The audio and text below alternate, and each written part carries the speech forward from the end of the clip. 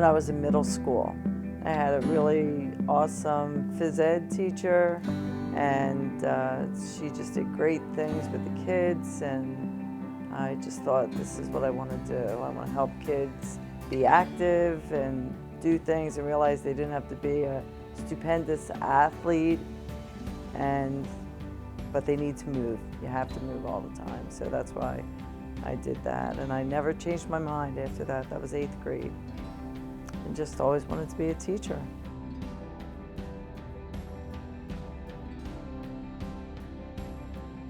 I didn't choose it, it chose me.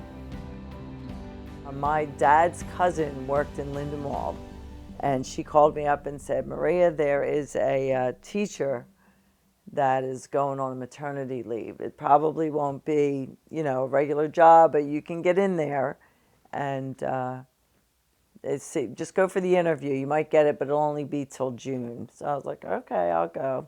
So I went for the interview, I got the job, and at the end of the year, they said to me, would you like to stay? She decided not to come back. She wanted to stay at home with her kids. And that was how I started. That was back in 1980. I met my husband when I was 30. She had green eyes and a really nice smile, and that was it. Since I left school a year early, I had a preconceived thought about teachers. I just didn't like being in school. Teachers do a lot of hard work, a lot of work at home, and everybody talks about how short their year is and how short their hours are, but I wouldn't wish their job on anyone. He has a great sense of humor. We're always laughing, even if we're like arguing, we're always laughing because he always has something funny to say. And I retired in June, and even when thinking about the new school year starting, I was thinking like, oh my gosh, did I make the right decision? August comes and all the stores are like, it's back to school time, and you're like walking through all the new pencils thing, like, I don't need any of that stuff. I loved working with the kids. I loved my colleagues. I made a lot of lifelong friends through my job as being a teacher. I have students that still contact me. So it was a great career, great job. So I look back fondly on it. It's not all about teaching your subject matter. It's about reaching the student and helping them out. And you see these kids every day, and year after year you see them. So you have a real attachment to them, so you want to help them. I never really wanted to get married. I never wanted any kids. And then, so obviously things went in a different direction. Having kids helped me understand the kids I taught better, because I understood like, oh, that's what all 7-year-olds do. I have 3 daughters, and they're all on their way to being successful. Helped me a lot in high school because there's like teenagers, like. I have retired friends, and I would talk to them, and they would always say like, you'll know when it's time to go, because I would always be like, I love my job, I never want to go. And I just knew.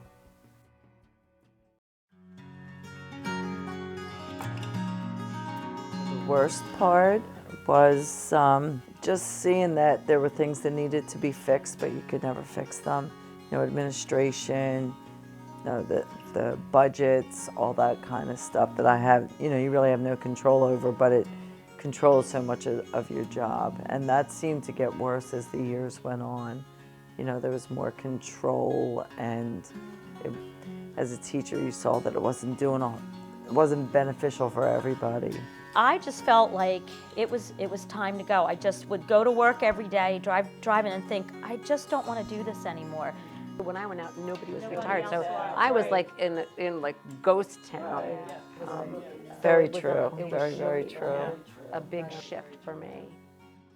I didn't have a plan, but I also didn't leave it in a celebratory way. There was nothing to celebrate. I was pretty in a dark place. I was very lost.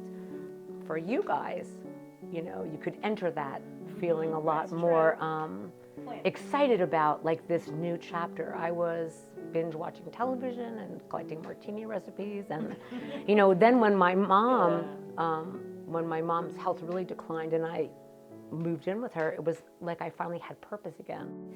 To go from 500 people a day saying hello to me or hugging me to nobody. It was devastating.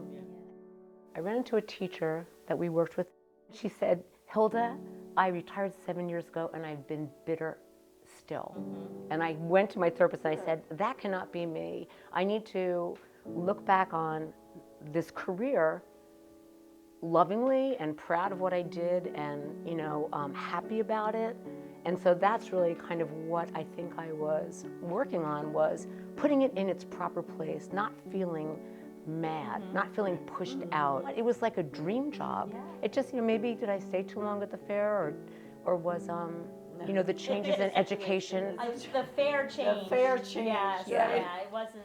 I found that over the years, they got more huggy and they wanted hugs and kisses, and because, I guess that's what they were lacking. Well, because you're this steady in their life. We are, right. When you As figure you teachers, have you them are. from- We used to all do big Christmas parties and going out a lot, and that's I think dwindled that's changed a lot over the years. Oh, it's a great group of people. I always felt working there, that was my why we family. stayed, right. That was why you stayed. Yeah. People that I work with know more about me than some of my, my other friends do, or my in-laws, or some whatever. family. That's because you saw each other every Every day. You day, talked they about knew your about my families. kids, about Yeah. who I dated. That's the thing all I that miss kind of thing. about working is that interaction with people every day and finding out Yeah. about their families. But now there's Facebook, so you can still see that kind of You can stuff. see, but it's still different but not still, having it's that very interaction. different. Yeah, it's very different. I like it though. Yeah. Oh, I'm not saying I don't like it.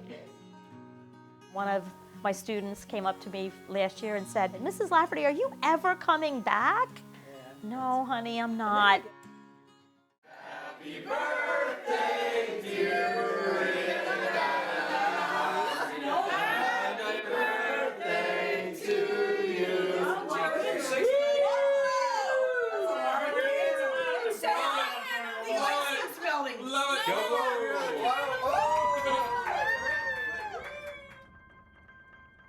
That's just like an old number, I guess.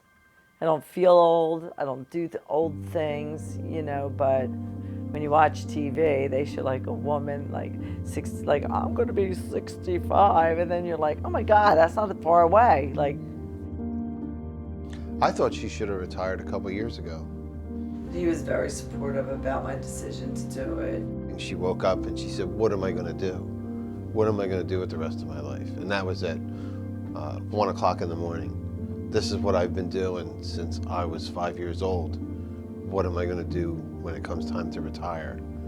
I wasn't ready. And then one day I was on duty at the front desk and my principal walked in and I said, I need to talk to you about something. And that was it. When you're a teacher, you're confined to doing what you want when school's not in session. So now she can go to Disney whenever she wants. She can go on vacation with her friends whenever she wants. It's a lot easier to get time with Maria now that she's not tied up with school. I went away for 4 days. I was away 2 weekends in a row. And I feel bad, but then Michael will say, you deserve it. You worked all those years. I guess I'm lucky that he says that. Right. We post those pictures of us doing whatever we're doing, and people are like, oh, good for you. You deserve this. And I was like, I do? Do I? Yeah, we do. I guess worked we all do. those Yeah, years. we did. Yeah. 38 years. You could have killed someone and been out in 20. Darn. And we're both kind of people that if we could go somewhere tomorrow and we both wanted to go, we would pack a bag and go on that little adventure, and that's what it's always been. Now it's time to ride on to something else. Go on to a new adventure.